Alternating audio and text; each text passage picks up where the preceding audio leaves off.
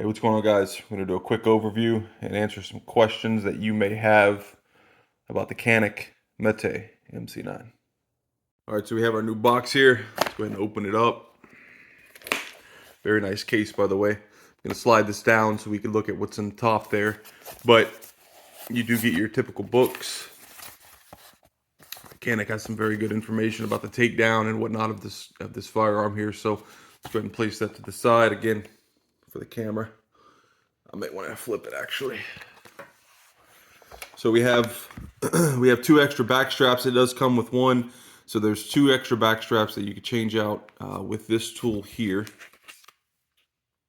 for smaller, larger hands. I'm using the one that came with it. I have large gloved hands, so take that for what it is. There is a smaller one and there is a larger one that I even have that came with it. So this is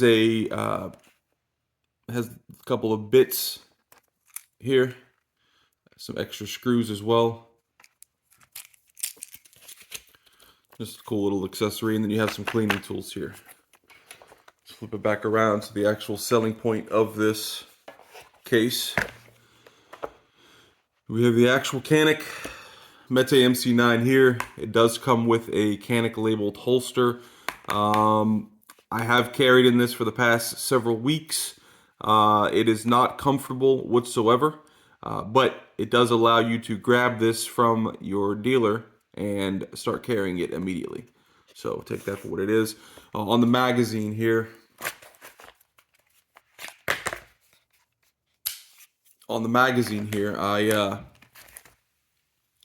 I do have the base plate changed out. So as you'll see here, this is the flat base plate. This comes on the actual 12-round magazine. I did change that out for the little extender. My pinky rests right there, as opposed to if the flat base plate was on, it would fall off. So I did make that change. It's a very comfortable change as well. You do get the 12-round mag, and you get a little speed loader here. You get a 15-round magazine as well. We'll do some size and weight comparisons here shortly. But 12, 15, when I'm running it, I am running it with 12. 15 is in a sidecar. All right, and then we have the actual Canik itself. Nothing in there. We're good. So this does have ambidextrous features here. The takedown lever, obviously, like typical takedown levers. You pull the slide back, get it equal to that. I'm not going to take it down in this video. Pull it down, etc. Fire, it comes off. The slide release is ambidextrous as well. You have your mag release here. That's ambidextrous. You can swap it to the opposite side. You have a very, very nice trigger here. What I'll do is, well, let's get to that part now, I guess, is you have the fire indicator here. Your firing pin is alive. This is a single action only. And as you can see, completely clear, nothing in the mag well. Our indicator is there, and let's check the trigger out. Hit the wall, and it breaks. This is the reset. Very crisp, very clean. There's a little squish there, and then you're back to the wall. Little squish, back to the wall. Very nice, very clean trigger break. This trigger here, in all honesty, is probably one of my favorite triggers out of any of my micro compacts. So, or subcompacts for that matter. So, very, very nice trigger on this Canik. All right, so let's do some weight. So just the Canik itself, no mag in it. They advertised this at 19 ounces, and we are at 18.9. Went ahead and unloaded the 12 and 15 round mags. We'll weigh the 12 first. 2.5 ounces for the 12 round empty. Again, the base plate may make a slight change. I really don't think so, though, to be quite honest with you. It may, though. I mean, it's point 1, 0.2 ounces just for the flat base plate.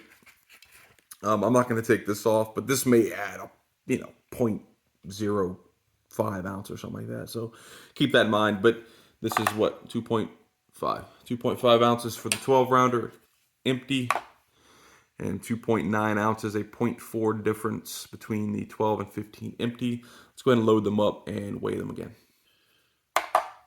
We are at 8.3, 8.4 ounces, and magazine loaded with the Canik.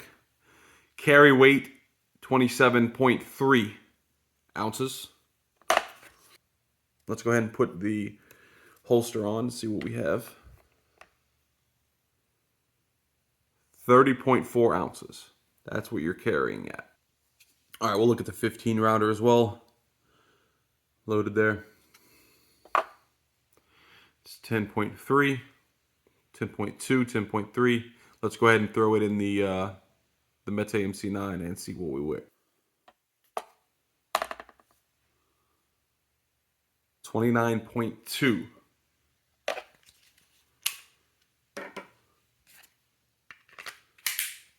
And again, for comparison, 29.2 versus the 27.3. So a little extra carry weight whenever you're carrying the 15 rounder. It prints for me in the clothing I wear whenever I'm carrying it with the extended piece there. So I don't carry with this, but this is, like I said, in a little sidecar holster. So, all right, so some quick additional stuff here that we did not go over yet.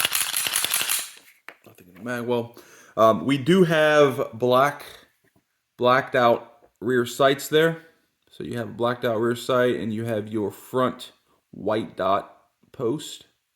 Again, we do have the firing pin indicator here. We also receive on this firearm a loaded chamber indicator here. Obviously, there is nothing in here at the moment, but if there were, that would be sticking up slightly. You also get a small rail. I do believe the TLR 7 maybe subcompact will fit this. I'm not going to run a light on this, but you do have that option, or a small laser, I suppose. Let's go ahead and check out the rear. So right in front of the blacked out back sights, you do have a space for your optic, and that's where that little tool comes in. It comes with the specific fittings and whatnot, the Torx bits to actually take your optic plate off. I think there's 3 or 4 different red dots that will fit here. But again, I don't plan on running with anything here. But you do have that option, which is pretty cool. It's already pre-milled for you. So Canik's basically thought of quite a bit. Obviously, we are made by Century Arms here. And it is a Turkish-made weapon. I'm trying to see. I don't think it's on that side. I do believe it's on the opposite side. Yeah, it is right there. I don't know if the camera is going to pick it up or not, but it does say made in Turkey right there. So yeah, like I said, it's a very, very nice looking pistol. This is obviously FDE. They do have also in fully black, and then they also have the black slide with the FDE polymer here. So a couple of different options there for you in colorations.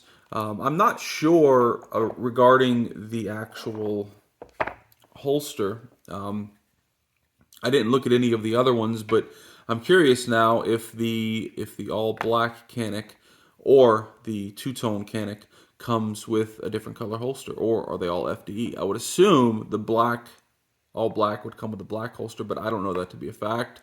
And then what would the two-tone come with? Black or FDE, or is the holster also two-toned? I don't know. But yeah, that's the video. I plan on doing more videos. I do want to do a couple of ballistics testing here on this channel. The problem with that is I've got to look up some stuff from YouTube. I've got to see what I can and cannot do on YouTube. I'm really not sure. I'm pretty sure I cannot be seen loading a magazine into the actual firearm itself. I'm pretty sure. I'm not 100% sure. So I'll have to look up some stuff there. But yeah, some ballistics testing coming. I'm going to put some rounds down range on this. I only have 50 through this now. I know that there's some... there's a couple of videos and a couple of other things. I do think that Canik probably, maybe when this was first released earlier this year, they had some issues, maybe with the actual spring down here. I've only put 50 through it, so I don't have a large sample size to give you. But the 50 I put through it, no issues whatsoever. 10 of those 50 were from the this is my actual carry ammo that I carry in my nines, all of my nines. But 10 was my actual self-defense ammo, and then 40 was just some PMC brass. Not a single issue, not a stovepipe, nothing. Now, when I purchased this, brought it home, immediately cleaned it, did a thorough cleaning, etc. So, I didn't leave any of the, Glock sends it to you with, their own special grease and all this other stuff, and you're just supposed to fire it. Even with Glocks, I get it home, I do a thorough cleaning myself. I want the firearm to be clean to my specifications before I go and shoot it. I don't want to bring it to the range straight out of the box and it have issues, and now I'm wondering, okay, was it a cleaning issue? Did they have some gunk in there? Et cetera, et cetera. I want it to be thoroughly cleaned by me. I bring it to the range, and if we're having malfunctions, again, which we didn't with this, again, only 50 rounds though. If we have malfunctions, I don't want myself to question the firearm, was it clean, was it not? So again, the trigger on this is super crisp. That's the main selling point, in my opinion, on this firearm. Again, you do get the rail. You do get the potential optic up here. The loaded chamber indicator, honestly, I could do without. I don't need a loaded chamber indicator. For some people, maybe more unexperienced with firearms, that's nice. If you have it holstered, right? You have it holstered. Maybe, I don't know why you would ever need to do this. Maybe you need to check and make sure, oh, do I have one in the chamber? I don't know. If I'm carrying something, it's going to have one in the pipe. All right. So I don't need to question myself. I treat every firearm as it's loaded, regardless if it's loaded or not.